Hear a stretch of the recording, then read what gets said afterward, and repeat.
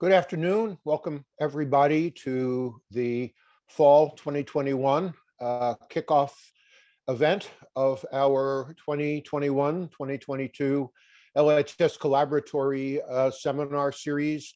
We have an excellent set of two presentations for you today, and we're going to move right into the program. This year's theme, and this first session is the initiation of that theme, is data and the learning health system. The session is being recorded, and we're going to share the recording link with all attendees and registrants. The session's closed caption. We're going to have two question and answer sessions, one a shorter one after our first presentation, and then a longer one after the second one. You can post questions at any time in the Zoom question and answer feature. You will also be able to unmute and ask questions during the second question and answer session. We're going to unmute everyone before that session starts. So there will be the option for you to unmute and ask the question yourself. But if you have questions for relevant to the first Q&A after the first presentation, put that in the Q&A section of the Zoom interface. The chat pod will not be available to you today. So as I said, we have two speakers, and I'll introduce both of them at this time. The first presentation will be the Learning Health Record System, presented by Philip Payne of Washington University, and I will just introduce him briefly. Dr. Payne is the Janet and Bernard Becker Professor and Founding Director of the Institute for Informatics at Washington University in St. Louis, also the Associate Dean for the Office of Health Information and Data Science, and he's Chief Data Scientist for the university.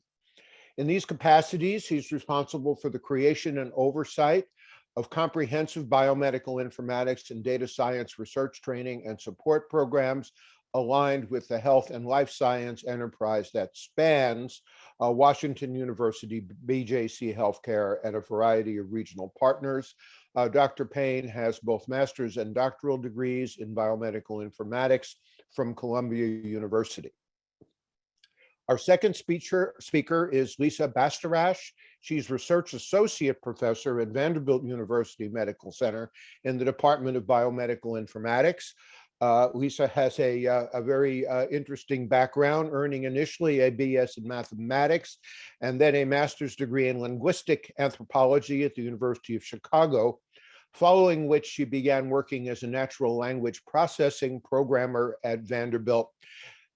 From there, she developed over a decade of experience developing methods and algorithms to exact phenotypes from electronic health records, with a particular focus on designing phenotypes for use in genetic associations studies. So these are our two outstanding speakers. As I said, Dr. Payne will speak first. We will have a short question and answer session following his presentation, followed by Lisa Basterash's talk, and following her talk, we will have a longer and hopefully very interactive and inclusive question and answer session. So let's begin with Dr. Payne. Previously introduced Philip. We're extremely glad that you are here and very much look forward to your presentation. Great, thank you, Chuck, and I appreciate the very gracious introduction. I think you probably covered almost all the content that I planned to present in my slides as a function of that introduction, so this should be relatively straightforward. And hopefully you all can see my slides. First and foremost, I'd just like to say it's a pleasure to be back. I had an opportunity to talk with this group last year and I really enjoyed it, so I'm glad that I got invited back. I guess I didn't do a horrible job the last time around, and I'll try to keep that trend alive today.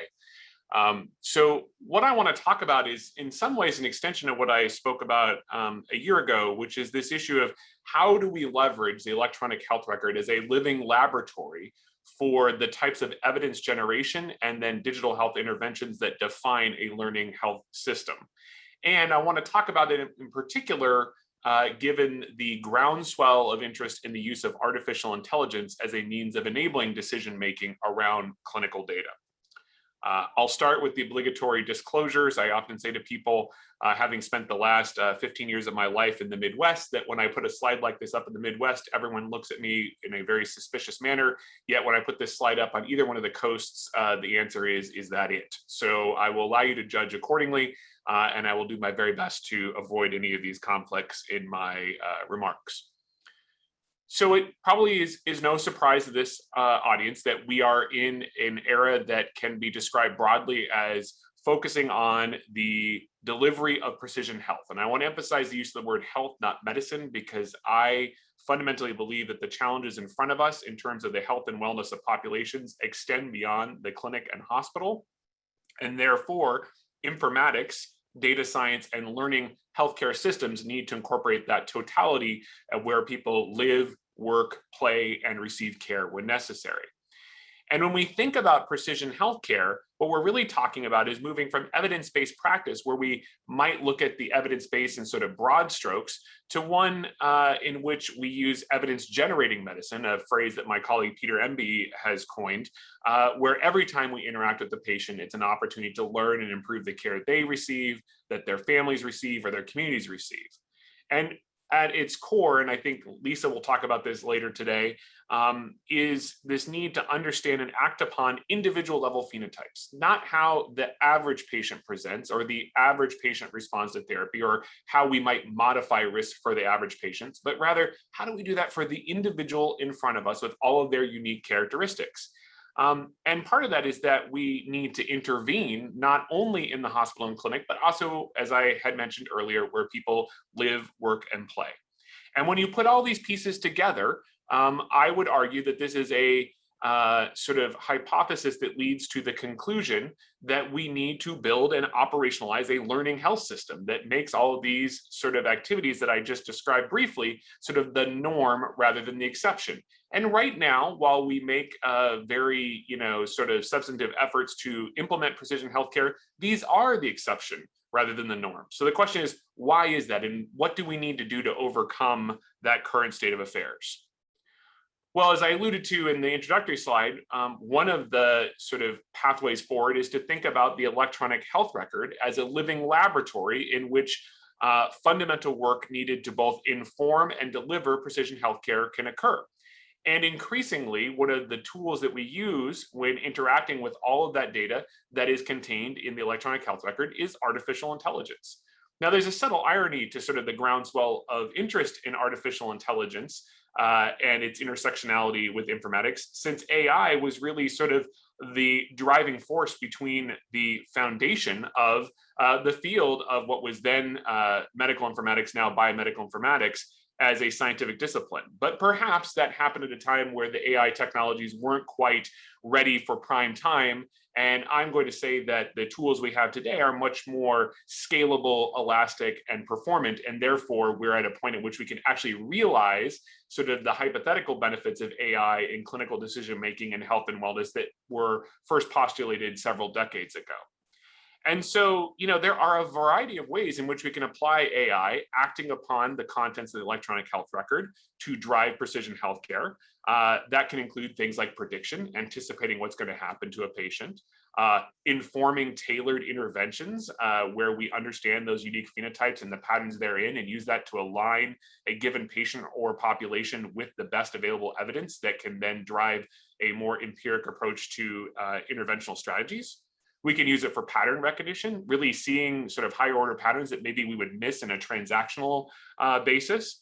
Not to mention, we can also use it to look at sort of important trends around quality, safety, and value optimization, which are all critical as we realize the benefits of learning health system. And something we often lose sight of, but I think equally important to all of the preceding application areas, we can use AI to improve human-computer interaction and workflow integration, overcoming barriers to the use of computing either in the clinic, the hospital, or beyond for health and wellness purposes.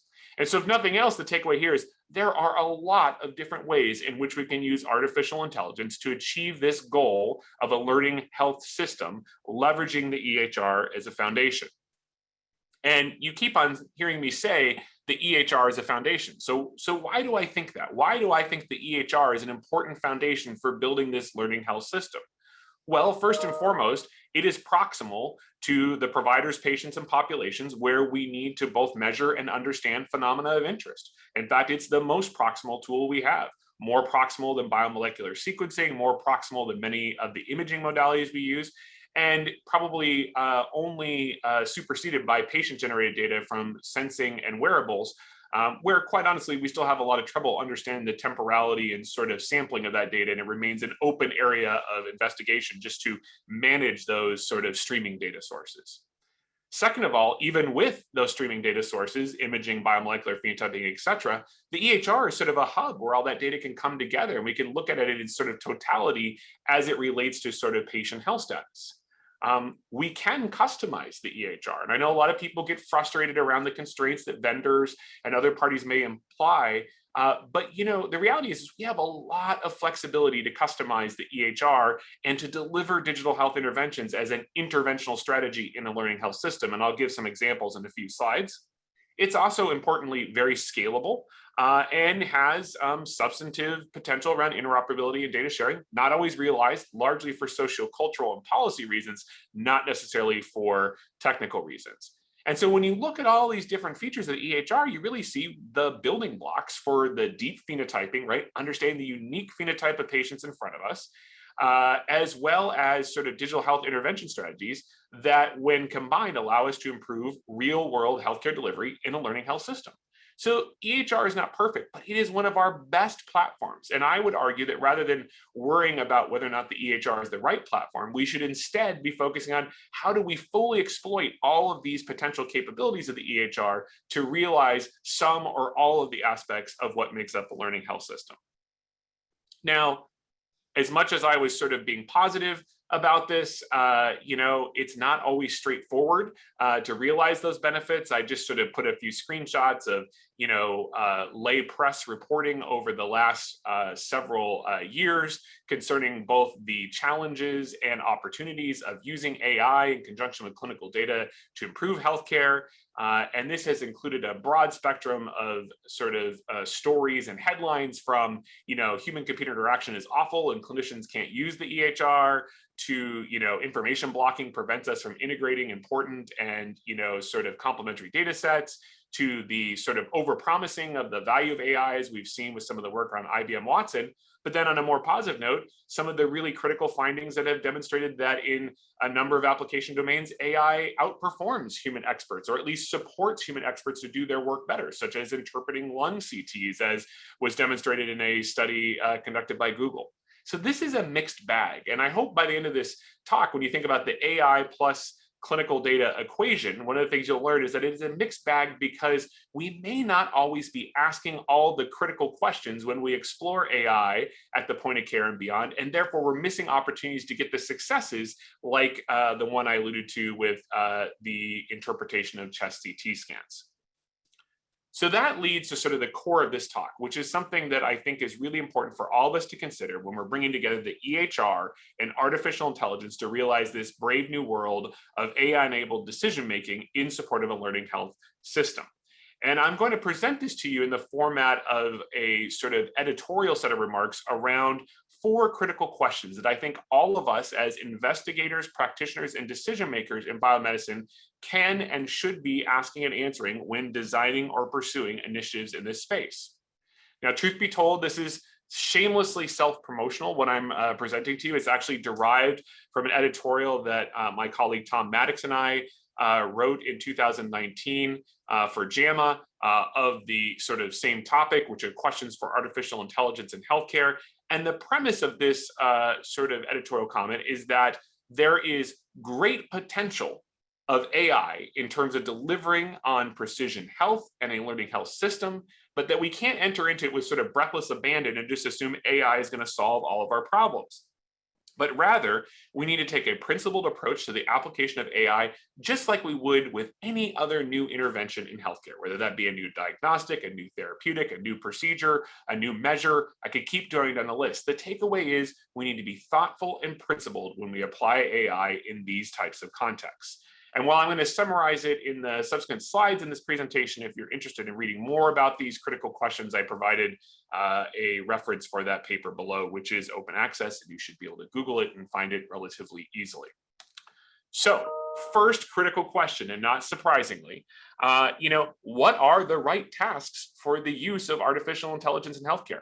If we're going to apply AI to improve quality, safety, outcomes, values, tailor our diagnostic, therapeutic, or wellness prevention strategies, are we really asking and answering a question where AI is the right tool? Just because it exists doesn't mean it's the right tool. I'll take a brief tangent and say, as a chair of a study section, I've been in more than one conversation where people say, well, they're not using deep learning, so it's not a contemporary approach. Well, the reality is deep learning is a tool, not the tool. And there are many places where artificial intelligence isn't the right tool. So we have to start with the question, are we using AI in a way that leverages the innate capabilities of artificial intelligence to make sense of all of this data? So, what does that really mean? Well, the role of artificial intelligence is really to replicate expert performance by leveraging a computable version of the knowledge that those experts would use, but do so in a way that's faster or more scalable than human beings. Now, at its core, this is really about, first and foremost, being able to represent that knowledge that expert decision makers use in order to provide context to data and then decide where there are patterns that are meaningful and should be acted upon, and how we would deliver that insight in the right time, place, and format. This is basically the fundamental premise of knowledge engineering, which goes back several decades to some of the earliest computer science work on artificial intelligence and knowledge-based systems. But this is the core of how AI is built and evaluated, at least if it's done empirically.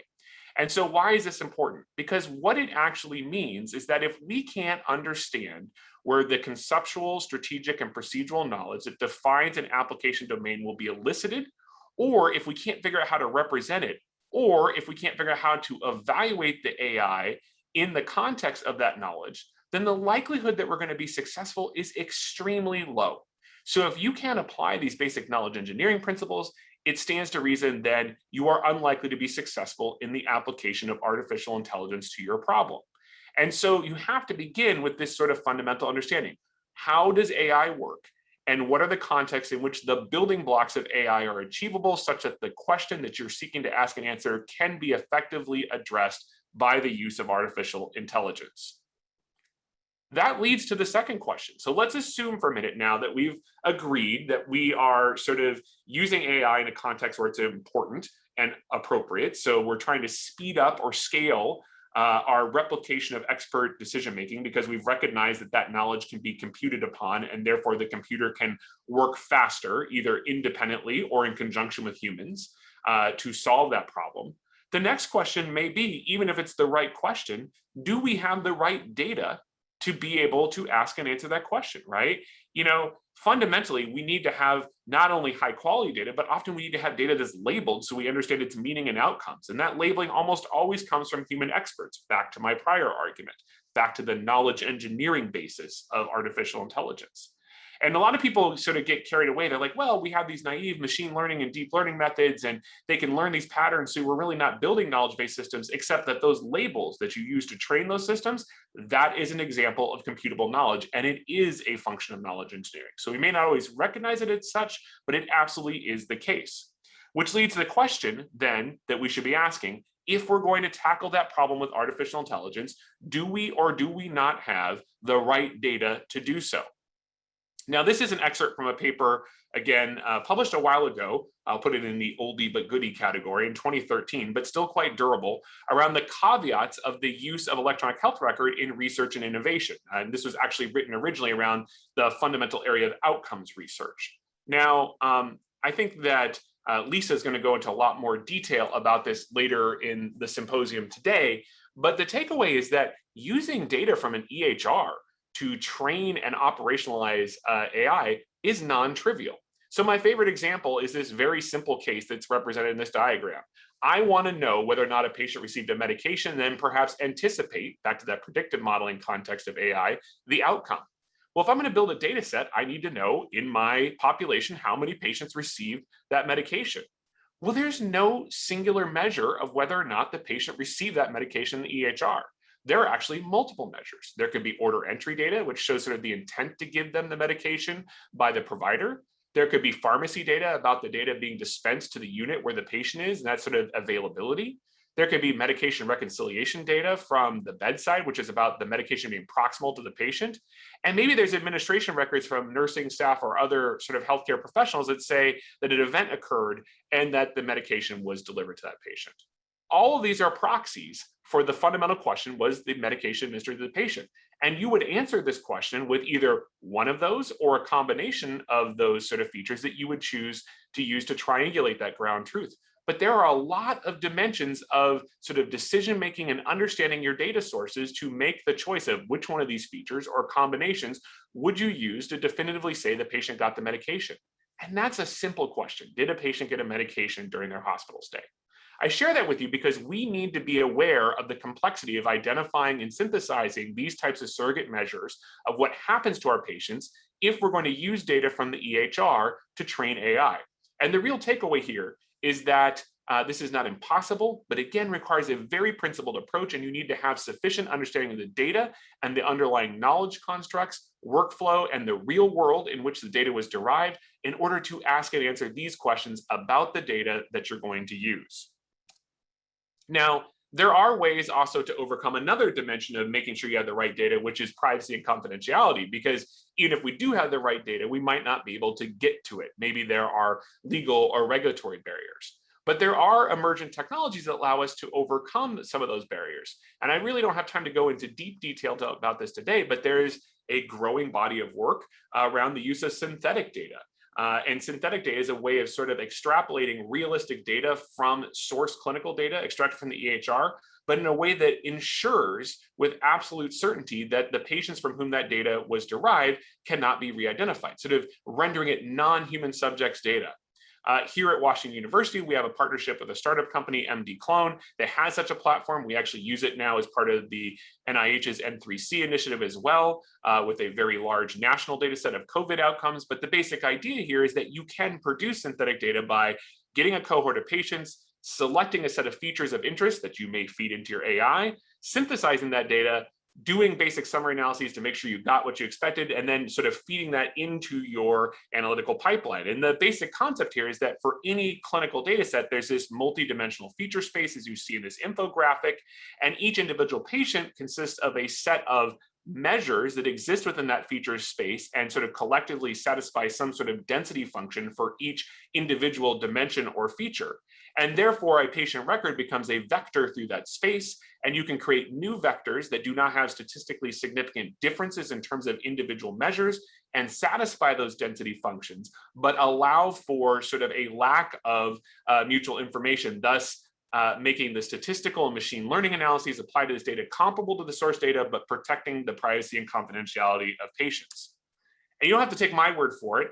We have a published study, and I'll give you the reference in a minute, that shows the use of synthetic data for training AI, again, on data from the EHR, in this case, addressing a temporal reasoning task around sepsis, basically saying, can we find those patients in an inpatient setting at least 6 hours before onset of sepsis as defined by standard diagnostic criteria, and allow for our critical care teams or hospitals teams to intervene early before those patients end up in the ICU.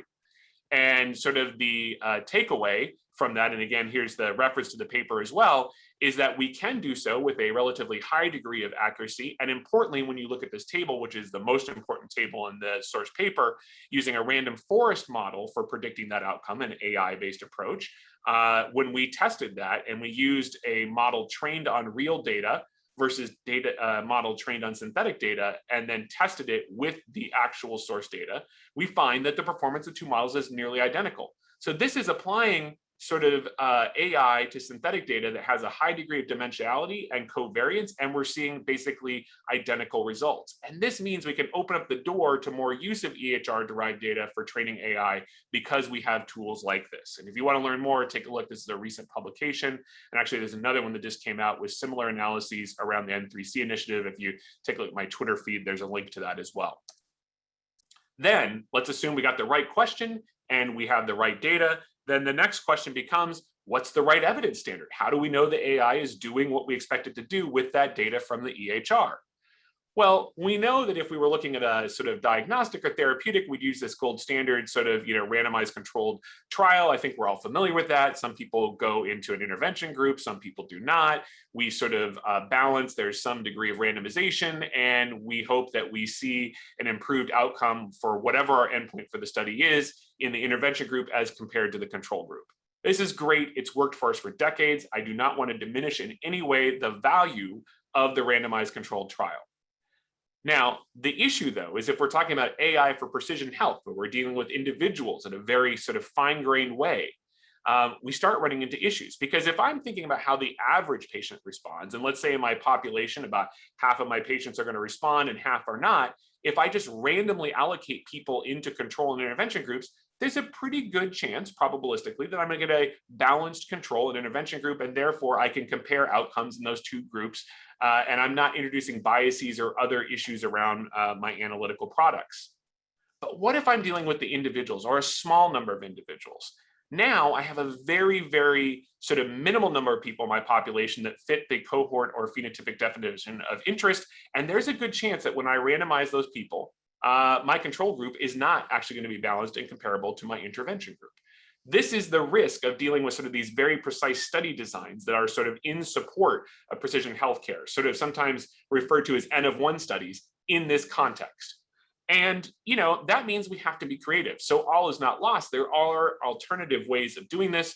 So for example, there are adaptive studies in which a number of interim analyses are conducted throughout the course of the clinical trial to adjust the recruitment strategy to be able to rebalance both based upon the features of the population as well as outcomes to make sure that we end up with cohorts that optimize for our ability to do comparison between sort of an intervention and control group at any point in time. These are very hard to do, right? They require a lot of compute, a lot of phenotyping, and quite honestly, if we don't have the EHR, we will not have the type of dynamic data feeds necessary in order to both design and operationalize these types of adaptive studies. So I would argue, especially in precision healthcare, these are sort of our future study types, right? These more sort of high dimensional compute intensive studies like adaptive studies, and there are many other variations on this theme. I share this with you because if I'm reading a paper about an AI intervention, one of my first questions, if they have studied it to compare to some sort of control group, is did they have the right study design to set the evidence bar at a level that we believe in the results, or is there a significant source of bias? And I would say the sources of bias in these studies are very different than they are in traditional studies. And then that leads me to the last question, number 4. What are the right approaches for integrating these AI interventions back into the clinical care workflow or beyond? Do we understand how to do this? And I often say to my students, you can have the best algorithm in the world, but if people can't use it, it's still a failure. And that certainly applies when we talk about AI in the learning health system. Some of you may have seen versions of this, but this is called the intermediate effect. I often call this the trough of despair diagram as labeled at the bottom. But the idea is in any context in sort of medical decision-making, if we have a baseline performance level, accuracy, speed, whatever the case may be, and we introduce a new technology or tool, performance always declines. And that's when we enter into sort of a period of inefficient decision-making because people's cognitive processes, their personal constructs are being sort of rewired to understand how that new tool impacts their decision-making. Which, by the way, is why introducing new digital health interventions is not a sort of low-risk endeavor, because they do change the way that providers make decisions and therefore have an impact on quality, safety, and outcomes of care. And there's all sorts of things that happen in that trough of despair while performance is low and people are learning the new system. They may accommodate to the new system. Optimization may happen to make the system better. We may give them extra support and training. And ideally, if we do all of that right, we'll sort of improve overall performance, and at some point we'll arrive at a new performance level that ideally is better than where we started. But it requires a lot of intentional behavior in that bottom trough of despair to make sure that sort of we get to that higher level of performance. And that's where the use of sort of various informatics methods becomes quite appropriate. For example, we can do time and motion studies. This is like one of the oldest forms of industrial research, but it still applies today, which is basically studying how people use these technologies, how workflow impacts uptake and use, and how sort of changes in that workflow may improve, right? So we can accommodate and optimize and make sure that these new digital health interventions are used to their greatest effect. Now, we've studied this extensively in my own research group, looking at time and motion studies. They're very hard to compare because people don't even use the same language. But the takeaway is these are powerful tools and very simple, and we underuse them today in order to understand the impact of digital health.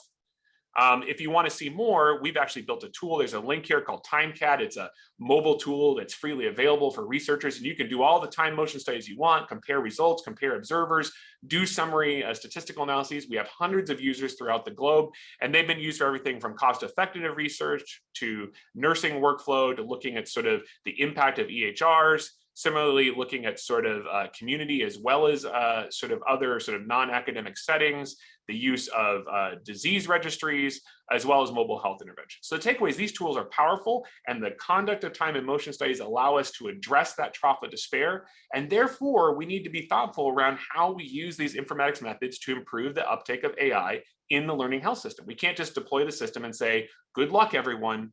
And I often tell people, it's kind of like how we train people to use the EHR. It's analogous to training people to drive by putting them in a car and saying, here's the pedals, the steering wheel, and the buttons, good luck. And they've never seen a car being driven before. We kind of do the same thing with digital health interventions. We actually need to teach people to drive. And part of that is understanding the environment in which they are driving. So just to round things out, because I know I'm coming up on time and I want to give Lisa plenty of time to speak as well, but a few final thoughts. I think right now, when we sort of imagine a future in which AI drives decision-making in a learning health system, we really need to take a balanced view, which is there's great potential, but there's still a lot of work to be done. And this is more than an engineering problem. It's more than a computational problem. It is a system science problem where we really need to understand how humans working with AI in these complex environments using data from the EHR as a foundational platform can all come together and achieve those sort of various endpoints that I talked about earlier that we hope to achieve in a learning health system: cost, quality, value, improved outcomes, whatever the goal is. But there is still tremendous work to be done. And my one takeaway is that's why people in the academic community still have a job. Industry is not going to take this away because we have the living laboratory and the expertise in which to evaluate these tools and methods. And that is our critical role moving forward. I also just want to leave you with this thought, and some of you may have heard me say this in other places. Part of that is, as a community, informaticians, data scientists, health services researchers, we really need to think about what is our sort of fundamental approach to this type of research. And, traditionally we separate basic science, theories and methods from applications, applied research, and we kind of imagine this unidirectional flow between those two areas. But actually, if you read this great book by Donald Stokes around the work by Louis Pasteur, he really thought of himself as sort of falling into a third bucket, use-inspired basic research, which is really rapid iteration of basic and applied research, where they're kind of intersecting with very fuzzy boundaries. And we don't assume it's this unidirectional relationship, but really many, many, many iterative cycles. And I'm going to argue that this sort of concept of use-inspired basic research is where all that fundamental work that I alluded to a moment ago needs to happen. And that means that we can't just be basic researchers, we can't just be applied researchers in these fields that are going to contribute to building the learning health system. We need to be both. So I'll leave you with sort of one of my favorite quotes that I've been using recently, especially back to my allusion to sort of knowledge-based systems, that science is organized knowledge, but wisdom is organized life. And part of the reason why I like this is sort of building these systems, using the EHR, applying AI, all comes down to the sort of messy, real-world environments in which health and healthcare is actually delivered or informed or influenced. And we have to acknowledge that and sort of work on organizing life in terms of health and wellness in these learning health systems using all these tools, rather than just focusing on sort of very discrete knowledge in very narrow application domains. And so with that, I'll just leave you with my email address and Twitter handle. And I don't know, Chuck, if you want to take a few quick questions and then we can move forward. We do, Philip. Thank you very, very much for this really, really wonderful presentation. We do have a few questions, and because this is the initial Q&A session, I will read the questions to you from the Q&A box. So the first, it may or may not have been withdrawn, but even if it has been withdrawn, I'm going to ask it anyway because I think it's very, very important. Could you say a little bit more about the documented phenomenon that not all critical or common data elements are entered into the EHI at each care provider visit? Yeah, so I think that is a huge challenge, right? Part of the issue is sort of the incompleteness and sparsity of the data. And I would argue that there's sort of two responses to that. One is we need to figure out to what extent we can make these sorts of artificial intelligence interventions work with messy and incomplete data. So one of my comments I often say to people, especially some of my colleagues from more computational backgrounds, is there's not going to be a graduate student sitting behind each clinician scrubbing and cleaning up that data when it comes out of the EHR. If we're going to use these tools at the point of care, we're going to have to acknowledge that incompleteness, that messiness. So that's number one. Number two is, as we sort of push the envelopes of interoperability and consumerism in healthcare, we have to figure out how to connect all of these ubiquitous computing sources that we have beyond the hospital and clinic with the EHR. Because the way to overcome a lot of these barriers is not to sort of push for, better data entry at the point of care. It's to figure out how to engage patients in contributing important data to sort of this broader milieu. We're going to have to provide value to those patients in doing so. And right now, I think we have tremendous challenges in terms of the temporality and sort of sampling and trustworthiness of that data. But that is an open area of research and innovation from my perspective. But I don't think we're going to get to that more complete data by just pushing our clinicians to document more at the point of care. I think that is like trying to use a really old-fashioned metaphor, trying to squeeze a turnip, right? I don't think there's going to be a lot that's going to come out of that until we see whole new ways of interacting with the EHR, such as the work that's going on around voice assistants and some of the other alternative human-computer interaction paradigms that may shift that. Okay, thank you. Thank you. Next question. Your points about health as the focus of precision and targeting are well taken. The EHR doesn't address all of health. How would you recommend our data approaches should expand the notion of an electronic health record to be more encompassing? So I think that's somewhat similar to the last question I just answered. In other talks I talk about this is like an ultra large scale systems problem, right? And we have to acknowledge in ultra large scale systems that it's constantly evolving and there's constantly new sources of data. And so we need to be really careful. I actually say this a lot to my own team here, is like, we don't want to build the AOL or CompuServe of the internet where everything's in a walled garden inside of the EHR.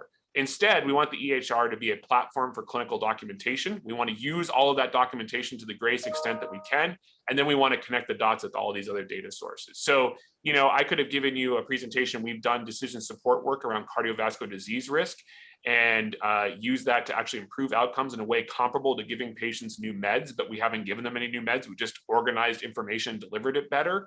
And in doing so, we have really doubled down on using mobile devices to allow our patients to contribute additional nutritional and behavioral and environmental data that we integrate with the EHR and use for that decision making. And that's sort of a microcosm of where we need to get to.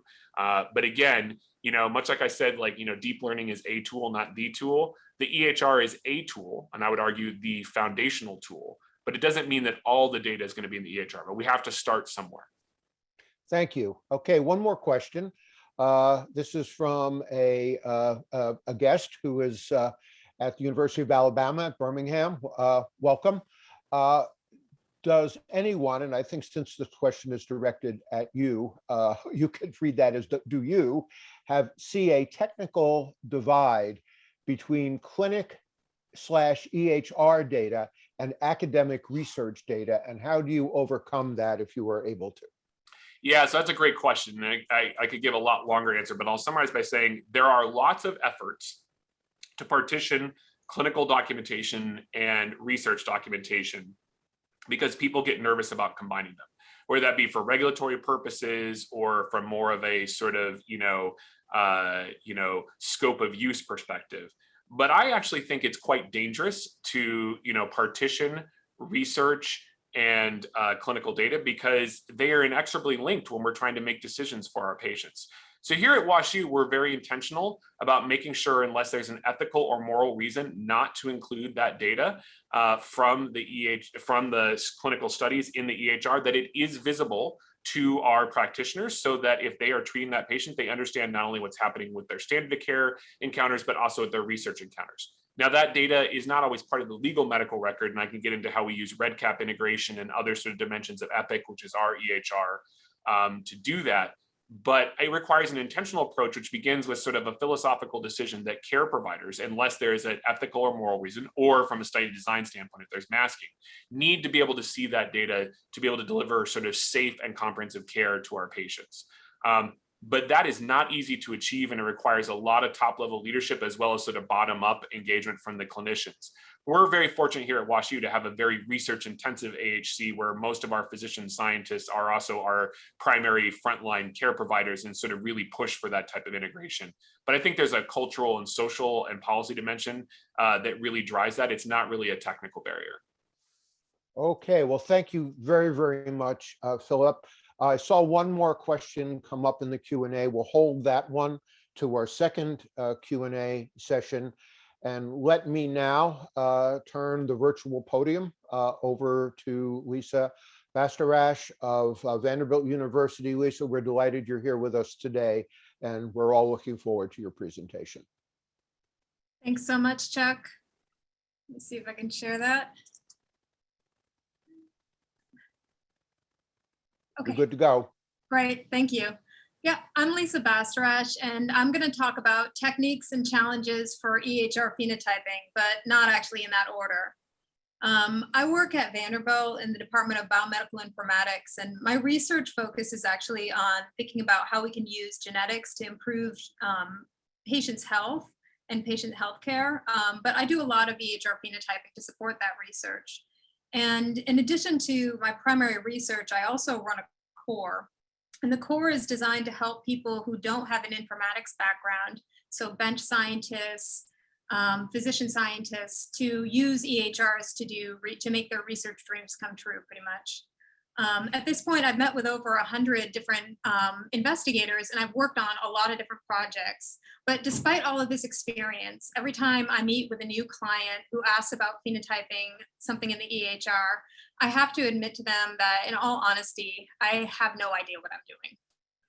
And sometimes when I profess this deep and enduring ignorance about what I'm doing with EHR phenotyping, the person will start giving me a pep talk and they'll be like, no, Lise, you're great. You know, everybody has imposter syndrome. And I know that this is coming from a good place when, you know, from the person I'm talking to, but this puts me in a bit of an awkward position because if I insist, no, really, I don't know what I'm doing, then they think I even have like a worse case of imposter syndrome. And so they'll like up the pep talk. But I want to set the record straight here. And the record is that I know I don't know what I'm doing, and that is actually foundational and fundamental for me doing good work using the EHR for research. Because how do I know I don't know what I'm doing? I give myself opportunity to prove my intuitions wrong. I test my assumptions against data. And when I do that, I learn that I am wrong all the time. I'm wrong all the time because the EHR is a deeply complex document. And it behaves in very unexpected ways when you start poking it. So we would love for the EHR to be this clear picture of an individual patient, you know, as visually represented by this infographic, which I pulled from an article about EHRs and AI. This fantasy image, I think, can distract us from what the reality of the EHR is, which is not a neutral picture of the patient. Rather, it's a document that records particular interactions with the health system. If a patient comes in for a bunion surgery, you're going to learn about their feet. If they come in for a COVID test, you'll learn about how they feel that day and maybe what's grown in their nose. But so you should think of the EHR as something that generates a lot of data each time a patient interacts with the health system, and that it is truly a reflection of administrative, billing, and clinical workflow needs, at least as much as it is about the patient. So when you think about the EHR, don't think of a straightforward picture of a patient. In its current form and in most cases, the EHR is actually a lot more like a picture of a person when they're selling a mirror. So I don't know if you guys are familiar with my favorite Twitter account, People Selling Mirrors, but it turns out that when you want to take a picture and sell a mirror on the internet, you just can't help but take a picture of yourself as well as the mirror, right? And so you get a picture of the mirror and you get a picture of the person. Sometimes the seller can't but help reveal some part of themselves, even though sometimes the portrait is very incomplete, as in this example. And other times it is very oddly distorted. So in other words, when you're phenotyping in the EHR, you always need to keep in mind that you're working not with a simple portrayal, a straightforward portrayal of a patient, but rather a patient reflected through a particular healthcare interaction. Now, I don't want to discourage you from using EHRs for research. I think I want to instill an appropriate level of paranoia maybe, but not discourage you entirely, because despite all its flaws, the EHR is an extraordinary resource, not just for research, but also for improving healthcare. It wasn't so long ago that medical records were actually written on paper and stuffed into folders, and that created like big barriers to actually doing research, right? So at this point, we've never before, like in human history, had as much health data on human beings as we do now that's stored in an electronic format.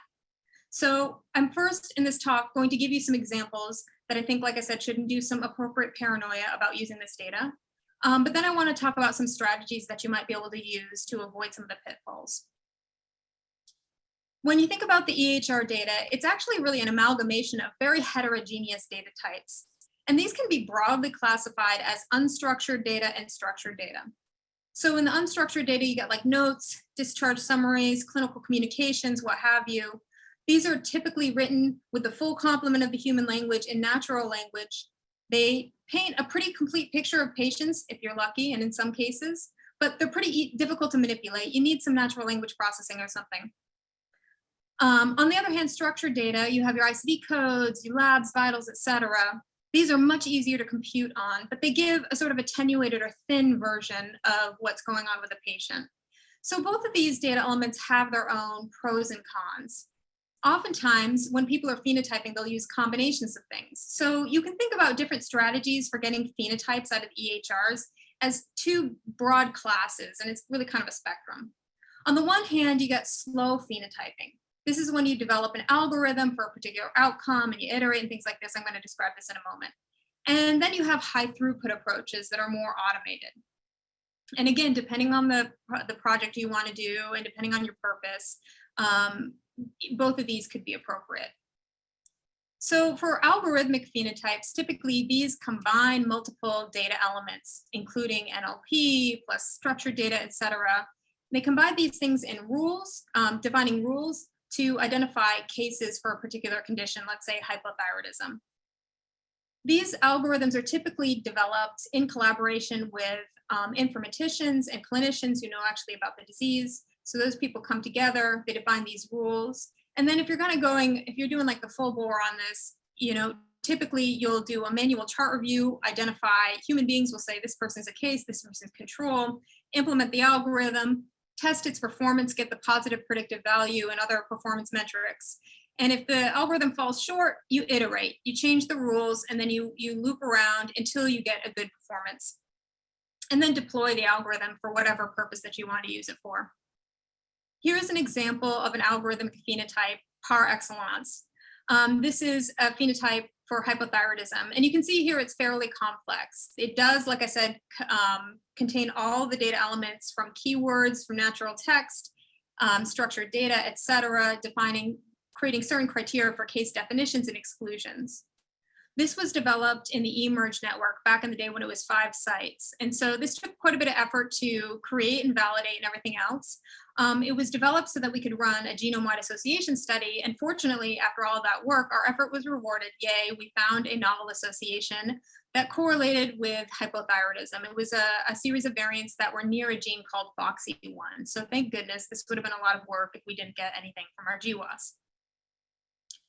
One thing that we noted, and this was really picked up on my boss at the time, Josh Denny, was that these phenotypes, when you create phenotypes in the EHR, ICD codes were like the backbone of these algorithms.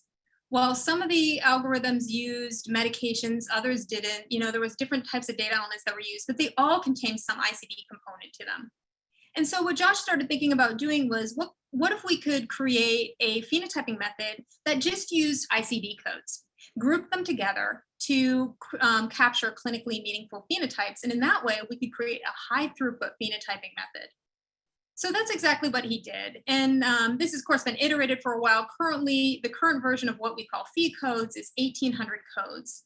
And so phe codes condense many different ICD codes that often point to the same or very similar medical conditions and group them into clinically meaningful concepts with a particular focus on conditions and diseases that likely have a genetic component.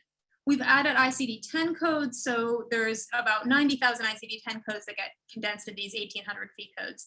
And you can see from this little graphic that this really is intended to capture the full medical phenome from infectious diseases to traumatic injuries, et cetera.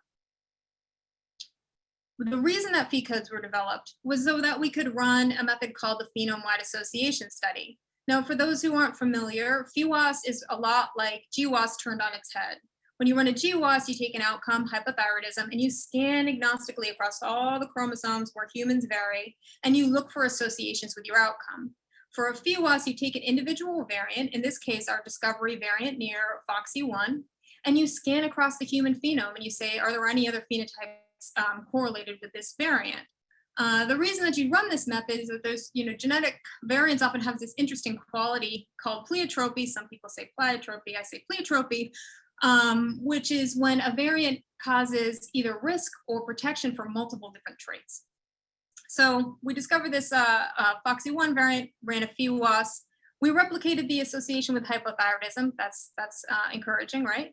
And we also found associations with a couple of different other thyroid conditions. I'm not going to get into the meaning of this here, but we did find a couple of other associations. But what I want to point out with this paper, and it wasn't until a couple of years after we published this that I realized that we had actually kind of run a meta study here. And the meta study, or the question that we addressed, was how much did this fancy algorithm help? So recall that we look for an association with this variant and hypothyroidism with two different phenotyping methods, one using 2 or more phe codes, billing codes, and the other using this complicated algorithm. So which produced a more robust association? Well, if you dig into the supplement, it turns out, whoa, 2 or more phe codes had a lower p-value than the complicated algorithm. Unexpected, right? The odds ratio was essentially identical. So really, we weren't just adding a bunch of noise because you can see the 2 or more phe codes drew more cases. We probably were a little too aggressive with exclusions in this algorithm phenotype. But be that as may, that's not the point. I'm not trying to talk about this study.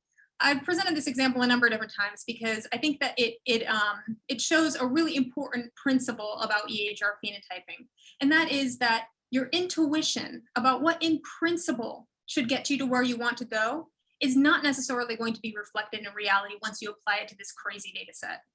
And so for that reason, you should really stick to empirically validating your phenotypes. And you should also start with something that's simple. You might start with something simple and you say, okay, 2 or more phe codes, that's okay. I mean, it looks pretty cool, right? And then you're like, but maybe I want to do a little dab here, want to do a little change here, and then you end up here. And you don't want to do that, right? Okay, so I'm not trying to say, because again, I know nothing, I'm not going to say you're trying to do phenotyping DHR, use billing codes, they're better, right? That's not the point. Sometimes you can't get to where you want to go with billing codes.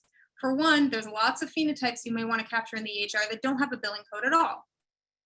And secondly, billing codes themselves can be highly misleading. And so now I want to present to you an example of some ridiculous research finding that I got based on problems with ICD codes. So as I mentioned earlier, my main focus as a researcher is looking at Mendelian diseases. These are diseases that are caused by a single gene defect, and they typically cause many different abnormalities across lots of different organ systems. You've probably heard of cystic fibrosis and sickle cell anemia. Those are some biggies.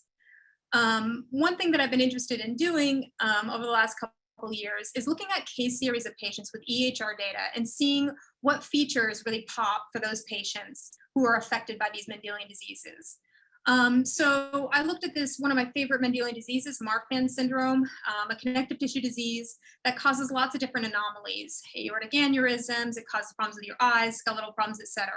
And looked using PheWAS what features were enriched among patients who were clinically and molecularly diagnosed with Markman syndrome. And what you see when you do this is very pleasingly, you basically recapitulate the known features of Markman syndrome. These are nice positive controls, my favorite type of research. I'm like a very boring research. I just love replication, right?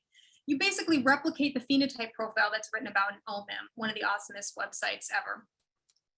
But I also wanted to look, when I did this study, at novel features that are associated with Marfan's. In genetics, this is known as phenotype expansion. When you have a genetic disease and you say, oh, this also causes mitral valve prolapse, and then that's like an additional phenotype that goes with the clinical description. And so I looked at things that didn't map to the OMIM features, and I found a lot of stuff that were like highly related features, things, other heart disorders, other skeletal disorders that were basically already known. But one of the features that I found that was associated, that really stuck out to me, was STIs, okay? 11% of patients who were diagnosed with Marfan's in our condition had been billed for STIs. So I thought, wow, did I just find a new feature of Marfan's? And I'll admit, I kind of did the wrong thing. I saw this association and I started looking up like fibrillin and immune deficiencies, and maybe there's some sort of specific thing, like trying to make a story about it. And since everything under the sun has been published at this point, I mean, for an hour, maybe I thought this could be possible. But, this is like, Markman's been around for a long time. You'd think we would have seen this already. Anyway, so I started looking at the data a little bit more skeptically. And what I learned was, yeah, this is absolutely not totally not true. Is that the eponymous Marfan, his name's Antoine Marfan, French guy, apparently a pretty busy researcher. Not only did he first describe Marfan syndrome back in the day, but he also described this syndrome called Denny-Marfan syndrome. And this syndrome, which sounds really terrible and hopefully doesn't happen too much anymore, is not caused by a genetic defect, but rather by congenital syphilis. And so why did we find this association with STIs and Marfans? Because in the ICD-9 coding system, there was no billing code for Marfans. But if you go on your website and you look up your favorite ICD coder thing and you type in Marfans, you get a code for congenital syphilis. And so basically people who are getting diagnosed with Marfan syndrome are getting billed for syphilis when they didn't have it at all. This was just a spurious data point. So this is one example. There's lots of other examples where ICD codes can be very misleading. I also think that it points to something that I think is important about EHR-based research, which is that misleading and systematic biases in your data, not only are they misleading on like a biological level, but they also can be very ephemeral. If you look in the ICD-10 era, you don't see a relationship between STIs and a Marfan's diagnosis. This is restricted to the ICD-9 era.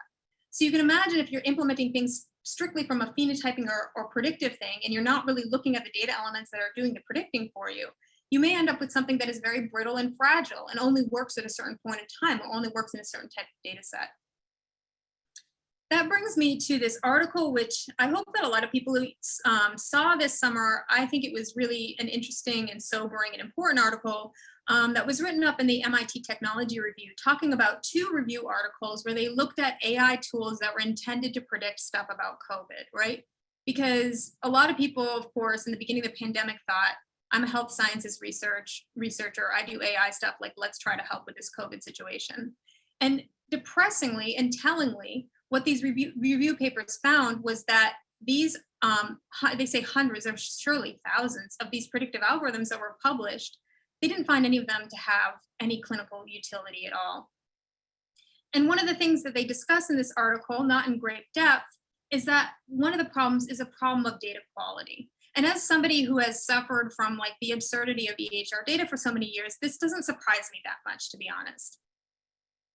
I had my own dance with the COVID data back in April or March of 2020, because like all other health sciences researchers, I thought, I want to help, I want to try.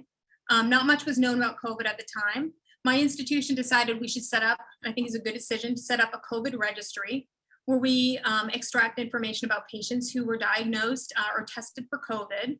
And I was asked to give a presentation on this early on. So this was a presentation from April of 2020, where I talked about just the basic ideas of the potential of using this registry data and the type of questions that we'd be able to answer. Questions about what comorbidities put people at risk and what the acute presentation was of the disease and what kind of long-term sequelae we may observe in these patients who tested positive for COVID. But it went sideways pretty quickly, to be honest. At least in terms, I should say, in terms of my capability of using this data for sense making, not anybody else's.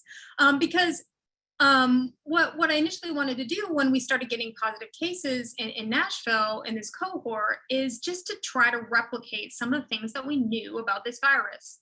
And we didn't know that much about this virus in 2020. But one of the things we did know is that it killed you, right? And the other thing that we knew is that it put you in the hospital, right? So some basic 101 stuff that you should be able to observe is that if you get tested for COVID and you're positive, you should be more likely to die. When we looked at this in our data set, totally, not only was not true, the opposite was true. People who tested positive for COVID were less likely to die. And in certain times in the pandemic, this was statistically a significant association, even when we adjusted for things like age, okay? Ugh, that's not good. Did we make a new discovery? No need to worry, people. COVID doesn't kill you. It actually makes you live longer. Not so fast, right? The other thing is, like I said, hospitalization. We should see a relationship between testing positive for COVID and going into the hospital. And this disparity was even more profound. You were far less likely to be hospitalized if you tested positive for COVID than if you tested negative for COVID. I hope you all are thinking about why this might be right now. I wish I was in a room with you people. Make you shout it out. Okay, this turned out to be a fairly straightforward example of Simpson's paradox. So it turns out that Vanderbilt, pretty early on in the pandemic, implemented asymptomatic screening tests. Everybody who got admitted to the hospital for their liver transplant, for their surgery, because they were in a traumatic car accident, all of them got screened for SARS-CoV-2. So you had two real different cohorts getting tested for SARS-CoV-2. You had people who had cough and fever and things like that came in. At this time in the pandemic, this is old data, we had a 14% positivity rate in that patient set. And then you had a whole nother set of patients who were just like really sick. They were getting admitted to the hospital, getting these big major surgeries, and there was a much lower positivity rate in that cohort, 1.5%. And so, when you actually stratify these two cohorts and look at the SSP, the symptomatic screened and the asymptomatic screened, and you looked at the relationship between mortality, you saw that, as expected, you don't want to get COVID, right? You're more likely to die with a positive test. But when you combine those two things together, you see the opposite relationship. And the Simpson's paradox, I don't know if you guys have ever like been working with data and you like observe Simpson's paradox. It's like, it's actually to me like deeply upsetting whenever I see this. I want to like walk away and get another job or something, because you can see how tricky this stuff can be.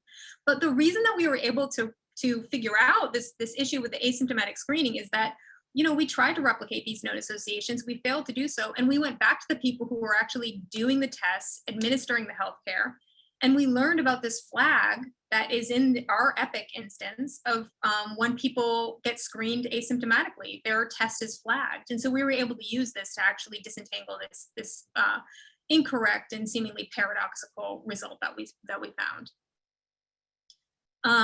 Also, what we observed in the COVID cohort was that our tried and true phenotyping methods were not performing to the same level as they do in other data sets. So we took phenotypes for major comorbidities like COPD and type 2 diabetes and smoking, et cetera. And we tested their performance characteristics against a gold standard that Sarah Delosier produced. And we tested their performance characteristics. And we looked at fee codes. We also looked at EHR vendor algorithm, that's EPIC's algorithm to do COVID phenotyping for comorbidities, as well as domain expert algorithms. Those were mostly fee KB or emerge phenotypes. And what we found was that all of these phenotypes, they had pretty good specificity.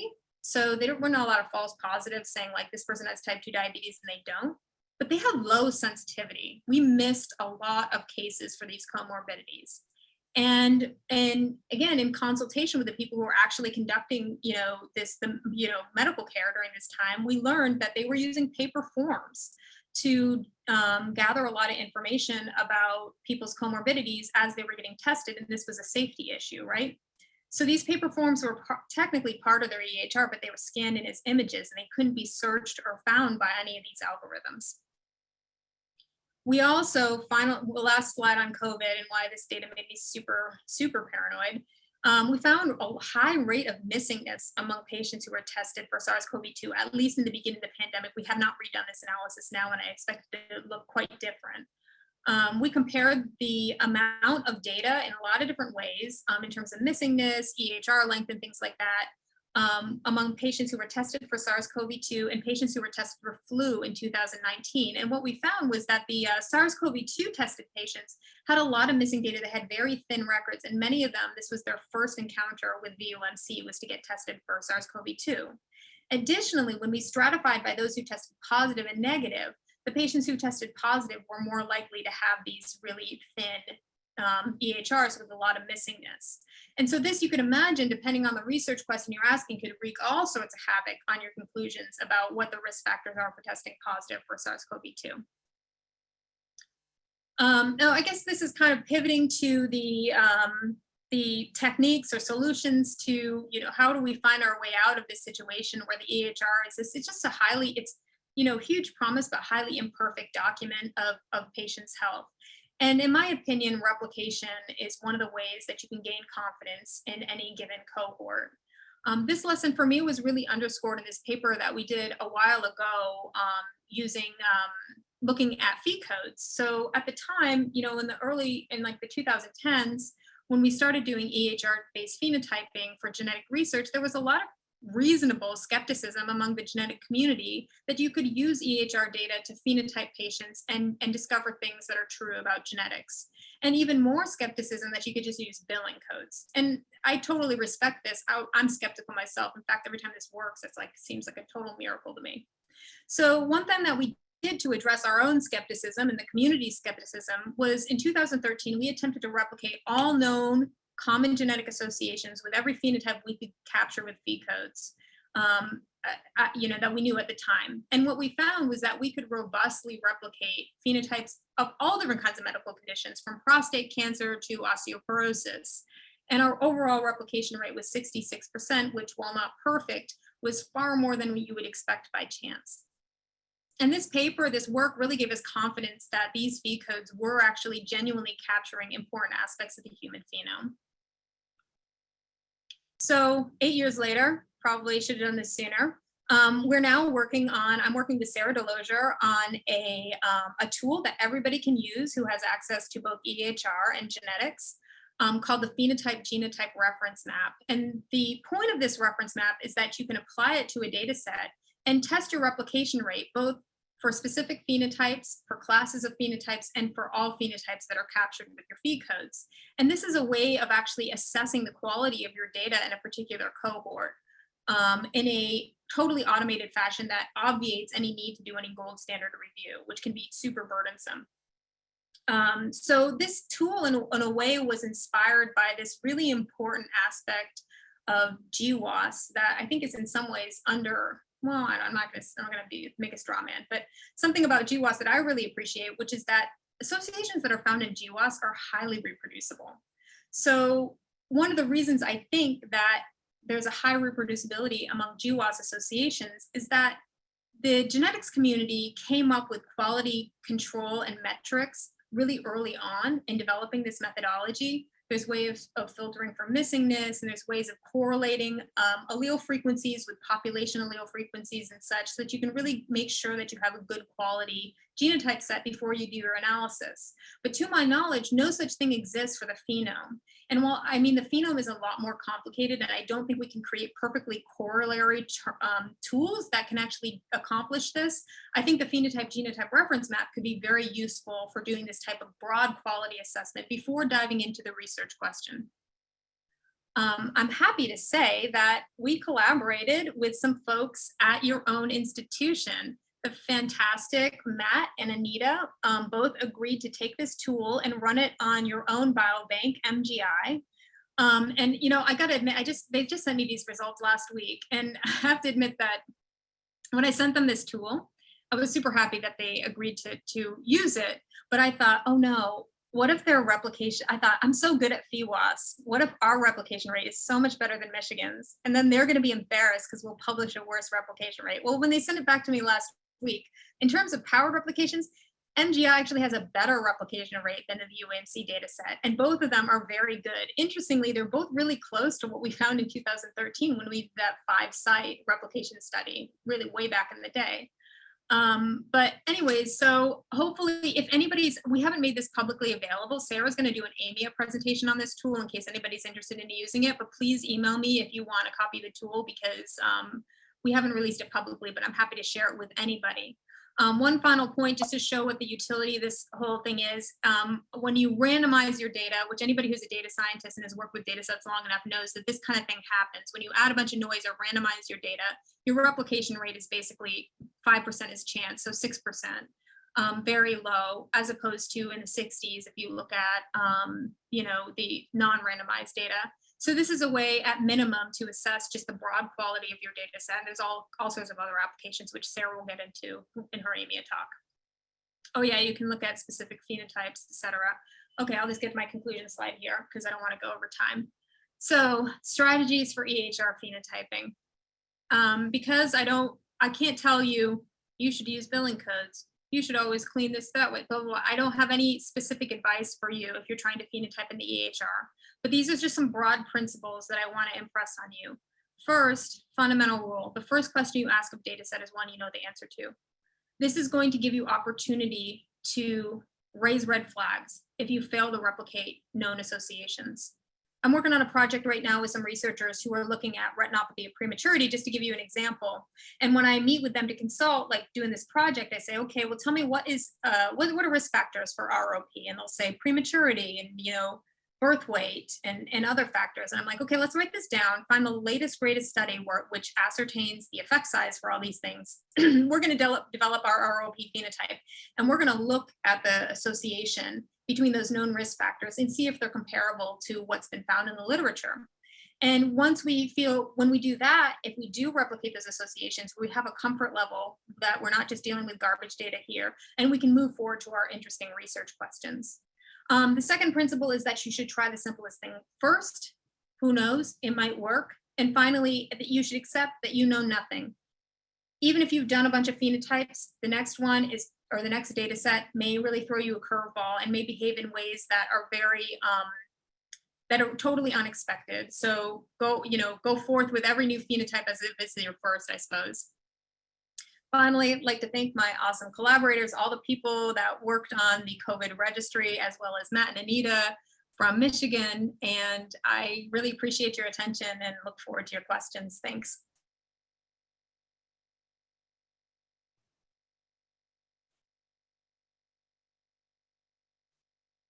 Thank you very much for that fascinating presentation.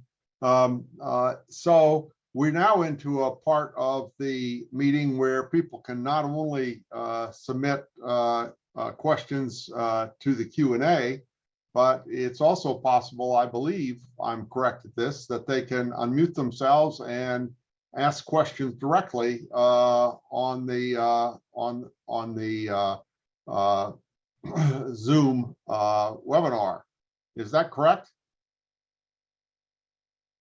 So first of all, I will start with a question that was submitted to the Q&A.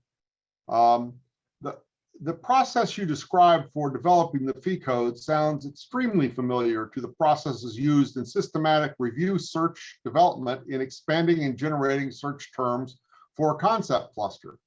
Have you collaborated with librarians for any of this, or do you see a potential future role for librarian informationist partners in this kind of research, Lisa?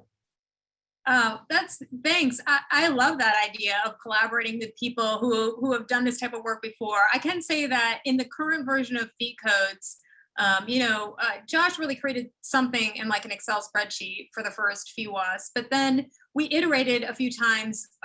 And the current version, we looked at other ways that people were organizing ICD codes, including the AHRQ or CCS codes. And we drew from a lot of the groupings that other people use, but kind of tailored them to do genetics work.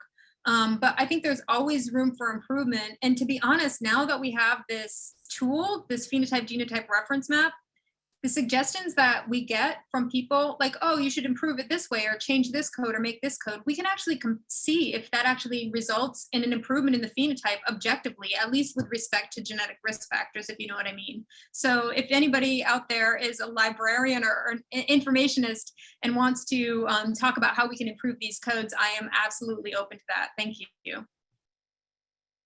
Okay, so there was a question that we had towards the end of your presentation, Philip, asking if the synthetic data are dynamic in nature, and to what extent are they responsive to underlying temporal changes in practice patterns or patient characteristics?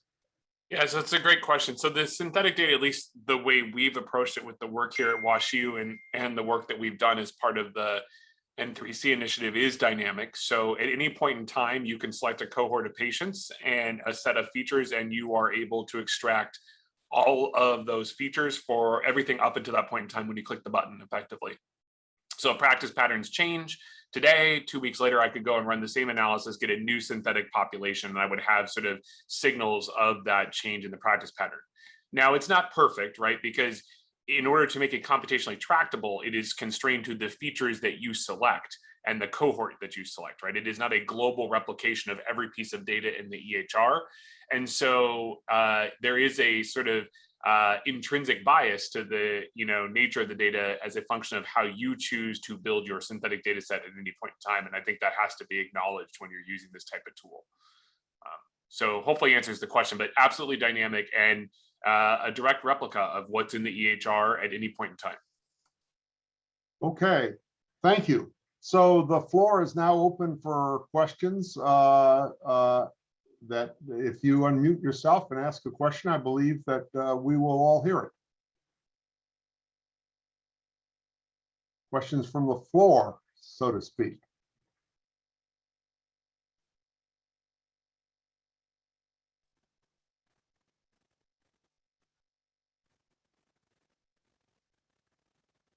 Well, Lisa, I will go ahead and ask you a question. I think I'm allowed. I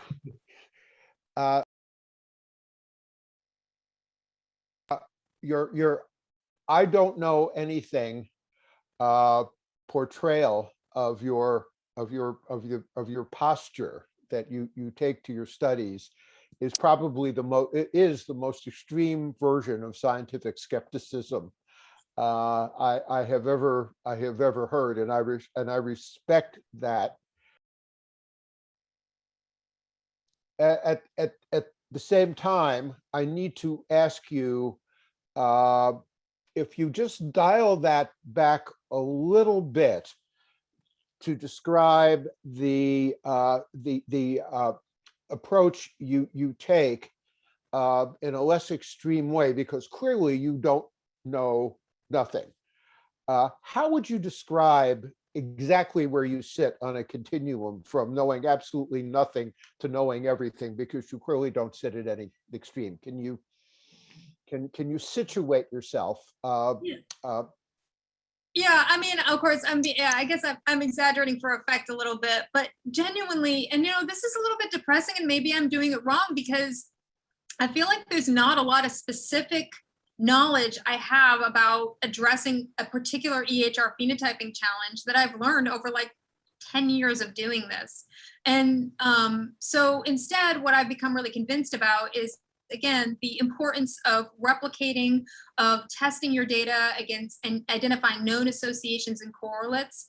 And so in terms of specific recommendations, if I'm talking to somebody and I don't actually have the data set, that's the type of advice I give.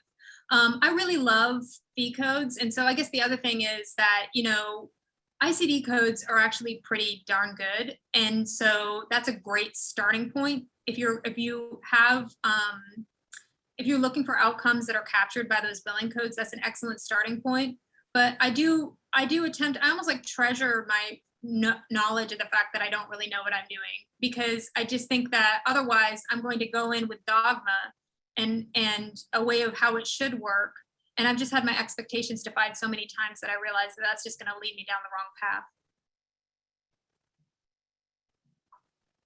Thank you. It's very helpful. Other questions? Oh, Mark?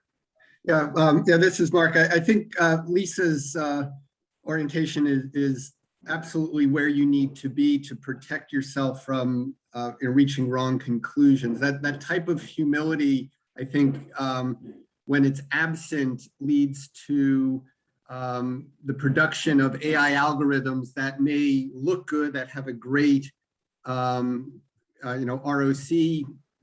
area under the curve, but turn out to have incorporated a variable that's more of a marker for a disease rather than a predictor of disease. And that's where you get AI algorithms that look good but aren't really helpful because they incorporate something that the provider already knows or did. I've seen this a lot, for instance, in sepsis. So I wish more people had the humility that Lisa is expressing. Thanks, Mark. You're welcome, of course. Other comments or questions?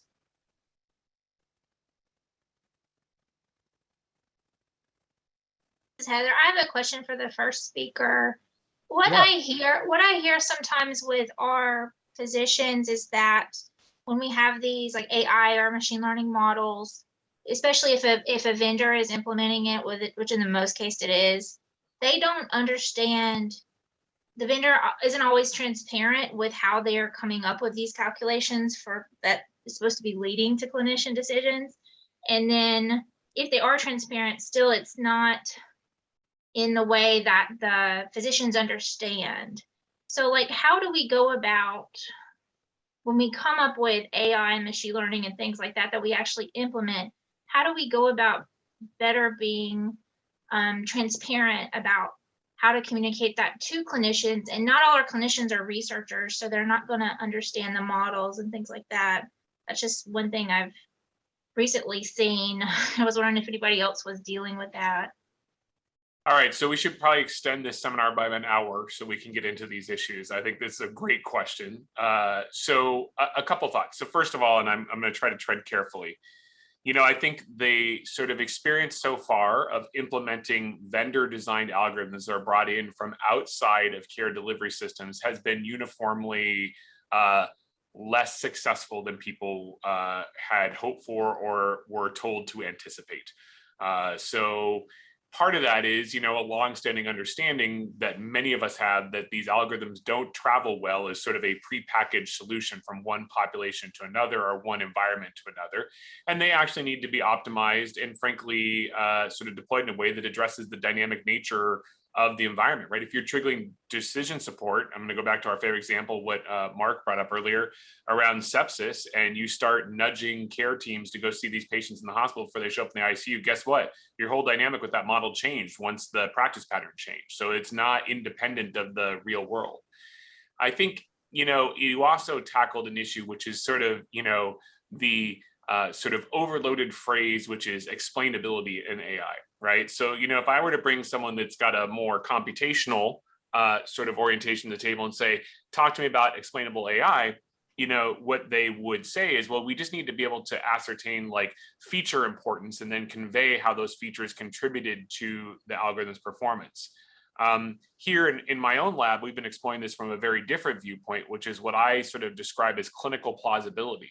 Not only are they important features, but are we able to deliver them in a way that a clinician looking at the model says, you know, these are clinically plausible features that may contribute to the diagnosis or outcome of interest that we're modeling towards. And that means we need explanatory facilities that convey not just feature importance, but sort of the contextual information that may help a you know, provider to understand that plausibility. And so I actually think that purely computational definitions of explainability are not enough. Clinical plausibility need to be sort of at the table. And Chuck, this is for you. I remind everyone here of the fundamental theorem concept, that these models are not meant to work independent of humans, right? You know, when we have a model like this, they should be used to draw the attention of the provider to key points of information, and then help them to perhaps distill down where there may be missingness in that data, where there needs to be a discussion around patient preferences, where they need to apply their clinical judgment because it's not a clear outcome.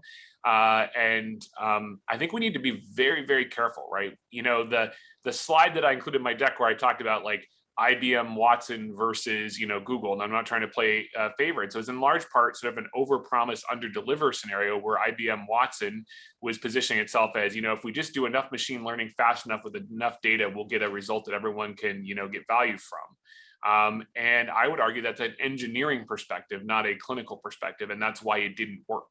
And so this is not just an engineering problem. So that's a really long-winded way of saying, number one, you are surfacing the critical issue. Number two, we need to be cognizant of this sort of fundamental theorem that this is not about algorithms operating on their own, but rather algorithms supporting expert human decision-making. And number three, we need to get beyond computational definitions of explainability and get into this area of clinical plausibility, which means we need to understand and then communicate effectively sort of what those features are and how contextually they may contribute to the clinical sort of context at hand. So a lot more to unpack there, and happy to talk offline, but I think that is the question. And I think it goes to that fourth big question in the presentation I gave earlier. Thank you. Another question? Comment? Well, then let me follow up a second. I'm very much interested in in what you said about the difficulties here, but what specific ideas do you have, Philip, about how you actually communicate with the practicing physician about these issues? Well, I have a couple thoughts, and I'm sure Lisa probably does as well. But for starters, I think you have to start these projects with the clinicians actually engaged in these projects. So the idea that, like, informaticians and data scientists are going to go off into their lab and build a predictive model and come back and say, hey, I'm here to help and here's my algorithm, I think that's a surefire way to fail. So, we don't start a predictive modeling project here without having clinician champions, the people are actually going to take care of the patients where that model is going to be deployed at the table from the very start. I think the second part of that is that we overuse sort of direct clinical decision support in the clinical environment. We sort of operate this assumption like everything should result in an alert that pops up in the EHR when you're looking at this patient. Well, the reality is those alerts that are in the EHR are actually very flawed from a variety of human-computer interaction and workflow standpoints because of information overload, distributed cognition. I can keep on going down the list. There are lots of other ways to do this, right? Report cards, dashboards, other decision-making aids beyond sort of that direct alert. We don't explore that fully. So we, again, need to engage in iterative and user-centered design processes to both understand workflow and work with clinicians to figure out the right delivery mechanism. And it's not like triggering yet another BPA if you're an Epic user. I don't think that's the solution to everything. Like, we're literally, attacking our providers with an onslaught of these BPAs that are not contextual, they're not prioritized, and they're, almost impossible to sort through, when you're time and resource constrained. And then the third part to your question, Doug, is that we have to, come up with novel ways of conveying that clinical plausibility that I just described before. How do we distill these models down to sort of understandable constructs that can be visualized or communicated or otherwise presented in whatever delivery mechanism, so that the rationale that sort of underlies that context is there? Because ultimately the human's responsible for making the decision. They have to have, and I'm always careful to use this phrase, but they have to have trust in the algorithm. That means they have to know where it came from and why it's doing what it's doing. And we've known that for decades, but we don't actually do that when we deploy these, algorithms, right? We know explanatory facilities are important. It was discovered in the 1960s and 70s. Do we do that for decision support, let alone predictive models? No, we don't do that broadly. And I think that's where we actually need to use all that historical knowledge and actually bring all the pieces together. So that's just a sampling of a few approaches I would argue for. Do you have any comments on this, Lisa? No, I actually have further questions for Philip because I'm wondering if anybody does that. So one of the things that I've been working on, with the explainability stuff, I've been working on, some of these genetic diseases are really hard to diagnose. And if you review charts, there are harrowing stories about delayed diagnosis. You can't necessarily put it on the clinician because what internist is going to think, oh, this person has hereditary hemorrhagic telangiectasia, right? There's thousands of these diseases. To me, I think that these rare conditions are someplace where we can really make some huge progress as informaticians, because these edge cases, they're not an education problem, they're not a think harder problem, they're a systems problem, right? But what you don't want to get into is a situation where you tell a doctor, hey, I think your patient has Marfan's because they get diagnosed with an STI, right? So I'm wondering if there are good examples you can hold this up and say, this is something where they've done it for this case, for this condition, that can help me model some of the stuff that I've been working on, model my efforts into getting this stuff in the clinic. Yeah, so I'd love to tell you there's some, place that is really, sort of, to use a sports metaphor, knocking it out of the park, but I haven't seen that yet. I think there's some interesting formative research. I think you touched on a key issue. Those edge cases, I think, are where the early wins are going to be. So, like, you gave a few examples. One of the projects that my lab is engaged in focuses on neurofibromatosis type 1, NF1, right, which is a very diverse set of subphenotypes. I think you're quite familiar. And while we can diagnose the disease, we're very bad at putting those children into those subphenotypic groups, and therefore we're not good at managing their care longitudinally. And we're doing all the things I just talked about, building predictive models and focusing on clinical plausibility and delivery at the point of care. And I think that's really important. But those edge cases, I think, are where the early wins are and where we'll learn, because it's not an education gap. It's a, sort of signal gap, if you would, Right. where there are rare signals and you really need to focus on that. So we could unpack that more, but I'm being told we're out of time. There's like a virtual hook coming across the stage. That's right. We've had a fascinating afternoon, and we want to thank you both so much for sharing both your knowledge and your experience with us. And we look forward to our next gathering, where we'll talk about unstructured data in EHRs. So thank you very much, and thank you for all who have attended. We look forward to seeing you again. Bye now. Thank you.